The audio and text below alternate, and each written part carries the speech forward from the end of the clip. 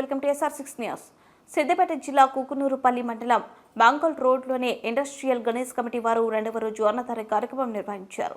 రెండవ రోజు అన్నదాత కార్యనిర్వాహకులు మరియు సభ్యులు ప్లయస్ పుల్లారెడ్డి, చిటికేసి శ్రీధర్, రెడ్మిక్స్ శ్యామ్, దినేష్, మేకల బాలరెడ్డి, రవి, తిరుపతి, నర్సి, మేకల ఈశ్వరెడ్డి, చిటికేసి సాయినాథ్ మరియు కరెంటు డిపార్ట్మెంట్ ఏడీ, పోలీస్ డిపార్ట్మెంట్ అన్ని కంపెనీల కార్మికులు పాల్గొన్నారు.